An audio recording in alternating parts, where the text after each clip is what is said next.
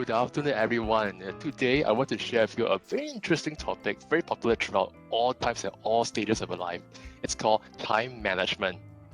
In my last role as a talent development manager, I often had challenges coming to me in the form of lack of time. The better we manage our time, the more returns we make from the time. Returns could be defined as some kind of a better skill sets, better efficiency, and a better relationships with people. I just want to understand you, how do you manage your time using a mural activity? So there's this activity here that it's called how do you distribute your time each week? On the top right hand corner, you can see there are 7 different colored kind of sticky notes from a black to yellow. And each sticky note signifies an core activity. And then using the different sticky notes, I wanted to indicate a number to denote the hours you spend on each activity. So for example, if you sleep 7 hours, people have a starting to start with the sleep as the first activity. 7 hours, if that's your hours that you spend to sleep on a Monday, you put 7. And then likewise, if you spend some time to do your exercise, family, internal meetings, you put the hours accordingly and put it in the different cells in your weekly calendar below. So with that, any questions? I know you guys are really excited. Any questions? If not, I could set a timer for 5 minutes for us to begin this activity.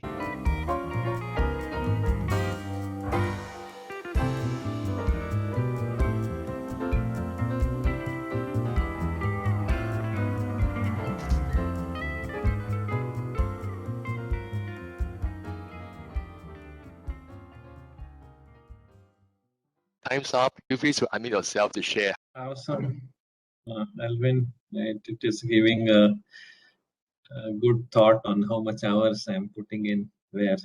I thought it was very refreshing to just go back and check back on how I've been spending my week. So this makes me strong instead of weak. So thanks for this activity.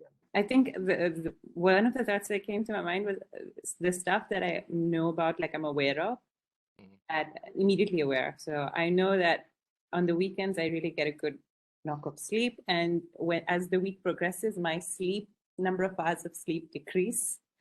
And I also know my phone time because I track it on the phone. On average, it's like around 3 hours, right? So I was made to be self-aware a lot more about stuff that I spend time on, especially family time, how much actually contributes into family time. I have some blocks, but then when I look at it in the space of things, I feel like I need to give some more time. Yeah, I mean, absolutely. All these are challenges and feedback responses that you have. I think it's very common to all of us who have been working for quite a number of years and have moved on to certain stages in life. The question will always remain that after allocating all this time on these core activities, am I getting the maximum returns of my time? Most of us, 6 to 7 hours of sleep, sometimes 9 hours a weekend.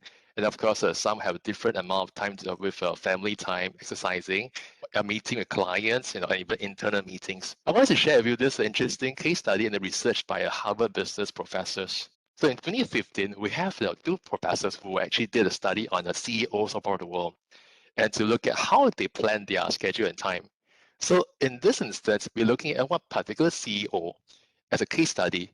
And from here, I hope to give you some ideas of how can you draw from other people's experience and to refine your own weekly calendar to get the maximum returns of your time. How do we read this calendar? This CEO actually cut off his time into units of 15 minutes represented by 1 block. And for 1 row across of 4 blocks represents 1 hour. And what he did was the different colors. He determined the 7 core activities in a week, from sleep all the way to travel. So from sleep, gray, then sky blue, and the blue for downtime and family time respectively. And the more intensive activities are denoted in strong colors like in orange. He had his assistant to track the kind of activities who he hang out with each day and what kind of activities and where he was. And so this was represented visually, like data visualization here. He observed from Monday to Wednesday, generally he has more time to do internal meetings, client meetings, and on a lot of trouble. He's meeting a customer and board member in London and then flew to HQ in Kansas. As he moved on to the Wednesday, his time began to shift to focus on building relationship with people. And at the bottom, you can see his PA remarks to his the way he spends his time. And of course, he also has some awareness of how other CEOs spend their time on a Monday in terms of work, in terms of travel, or other sort of core activities going on here. Thursday to Sunday, we see that a lot of times is spent to commuting and traveling on a Thursday. And then from Friday, some traveling, a lot of meetings, whether it's internal or client meetings, and he starts to have a bit of downtime and family time introduced slowly.